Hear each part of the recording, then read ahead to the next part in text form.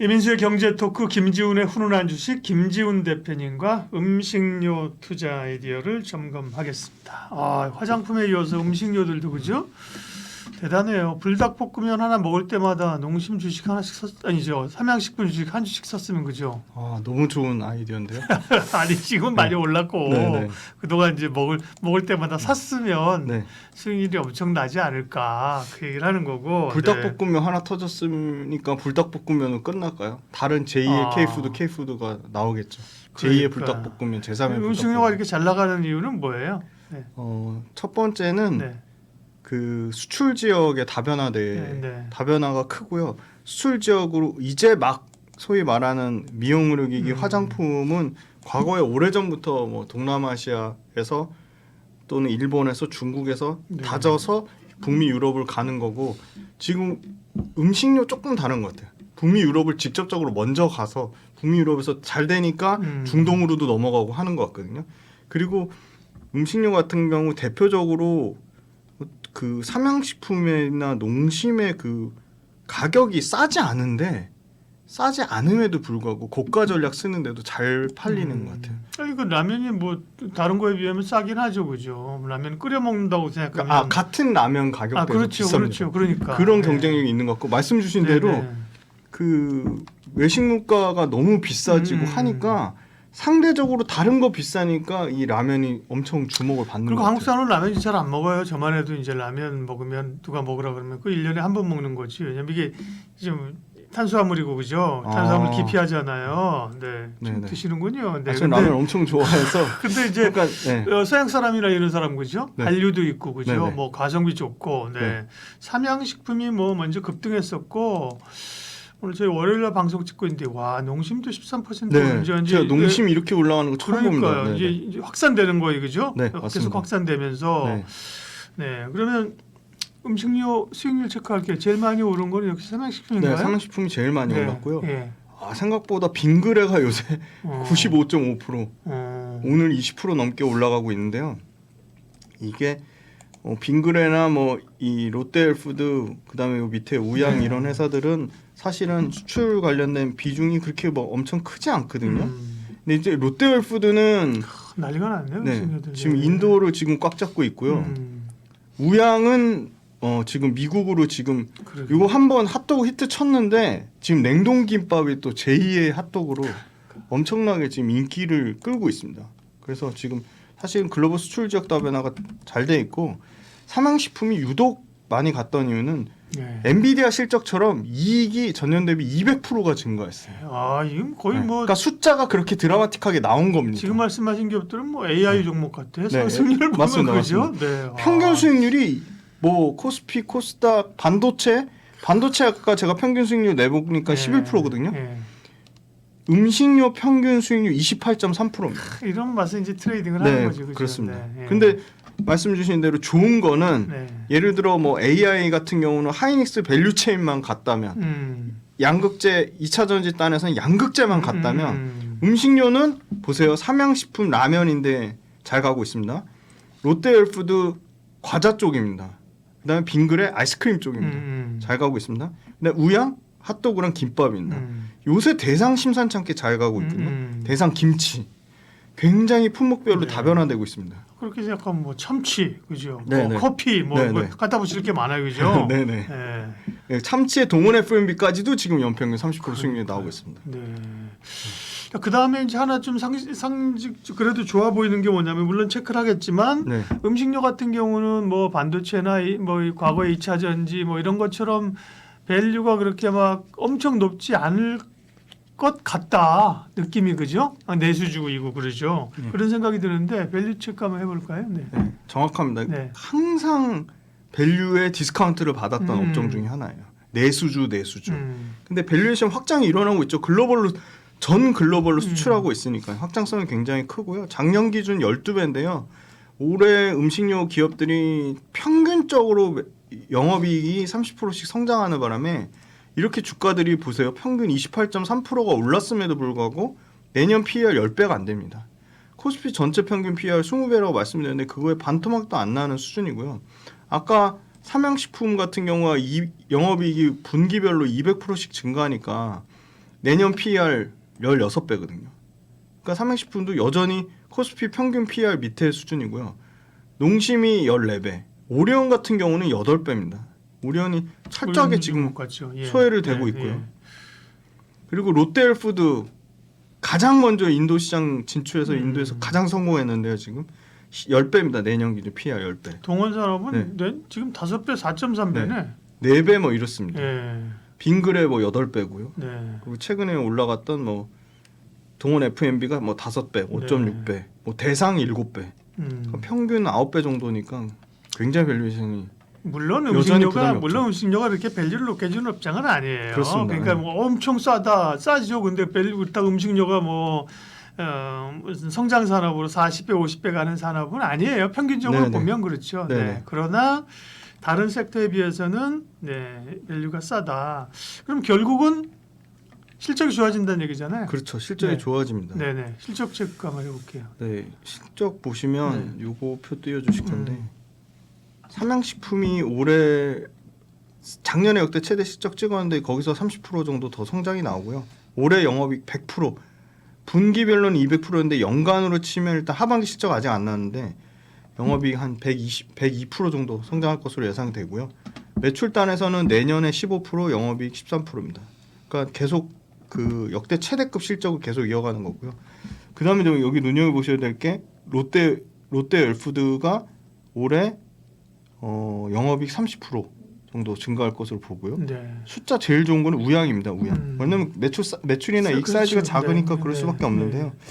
우양 같은 경우가 매출은 대략 한 평균 한 13%에서 15% 정도 예상되고 이익이 100% 이상 개선이 됩니다. 100% 이상 개선되고 빙그레가 올해 영업이익 20% 정도. 그러니까 작년에 185% 늘어났는데 올해 또 20% 정도 늘어나고 그리고 아까 롯데헬푸드 말씀드렸고 상대적으로 농심이 작년에 워낙 이익이 90% 가까이 늘어났기 때문에 올해는 영업이익이 한 5% 정도 예상이 되고요.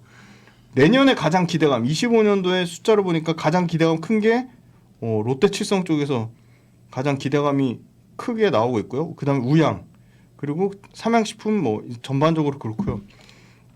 사이즈가 이익 사이즈가 중요한데 요거 두 번째 표 띄워주실 건데 CJ제일제당 다음으로 사이즈 큰 게 오리온하고 뭐 농심, 삼양식품 요 정도인데 농심하고 삼양식품의 이익 사이즈가 역전됩니다.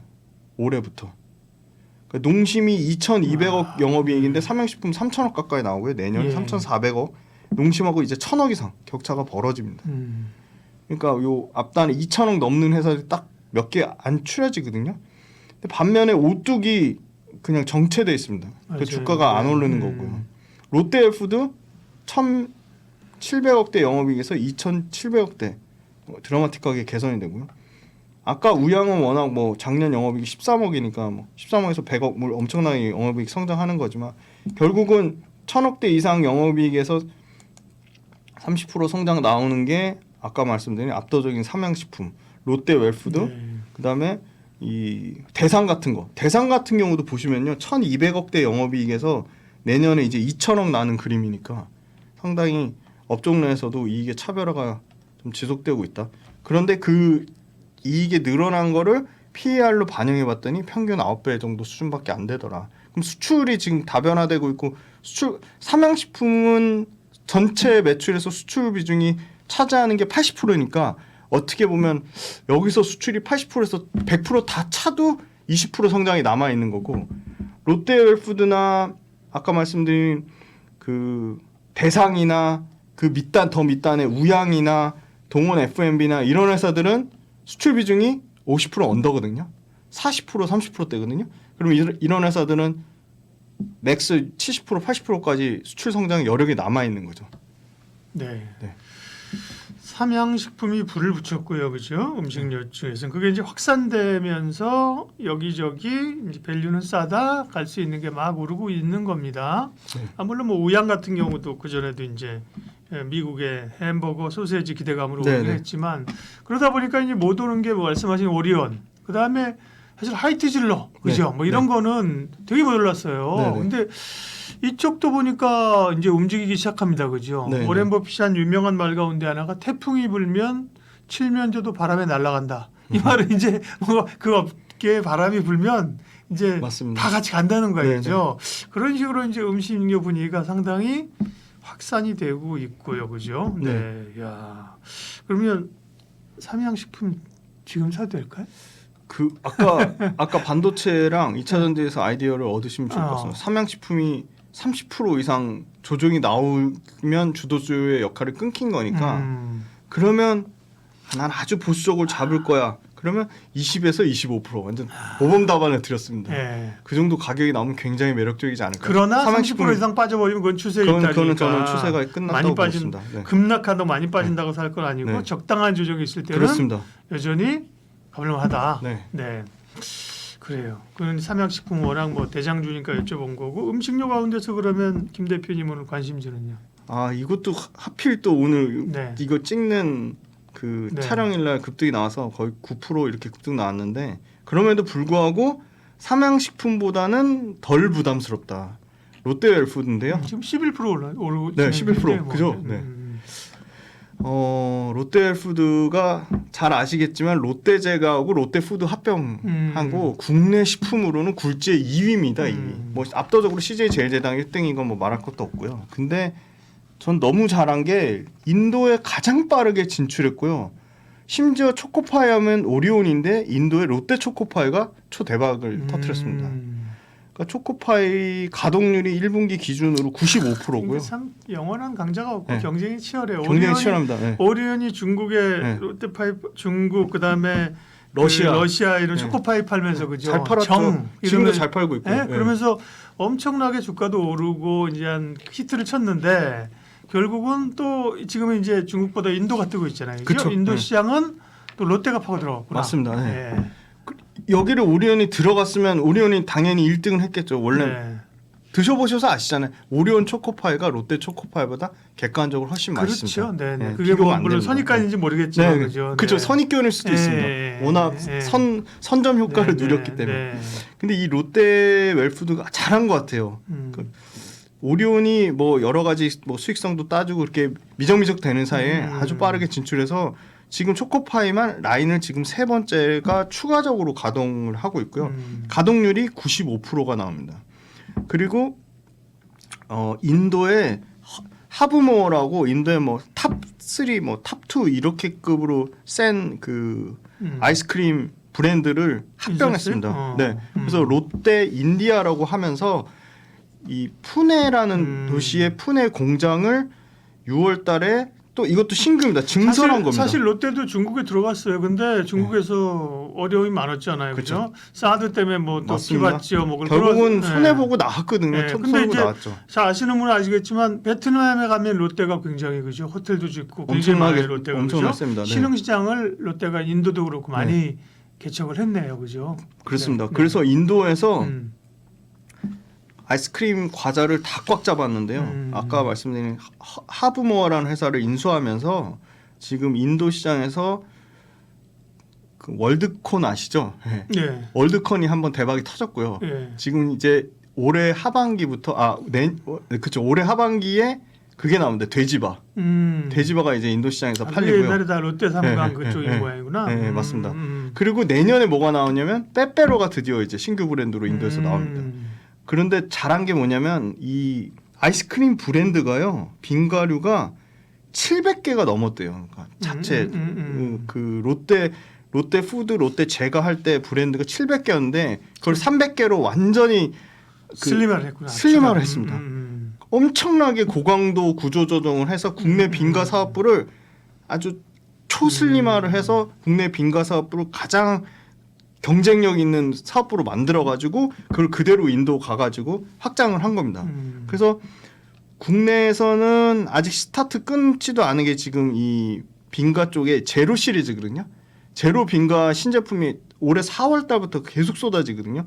근데 이것도 이제 그대로 인도에 갖고 가겠죠. 그 제로 빙과 시리즈가 제로 탄산, 그러니까 마시는 걸로 해서 지금 벌써 마시는 거는 제로 음료가 시장 점유율 침투가 35%까지 올라갔습니다. 근데 제로빈가 4월달에 진출해서 이제 5%대 침투율이니까 이것도 30%까지 뭐 요새 계속 뭐 건강 그거랑 결합해서 탄산 줄이자고 한 그런 그 트렌드도 있어서 제로빈가 시리즈가 뭐 폭풍적으로 늘어날 것으로 보이고요. 아까 인도 관련돼서 매출이 굉장히 보수적으로 잡아서 그 레포트마다 다르긴 한데 그냥 평균적으로 20에서 한 30% 정도 그 성장을 예상하고 있습니다. 네. 인도가 그러니까 인도 전체 식품 시장이 전 세계 2위고요.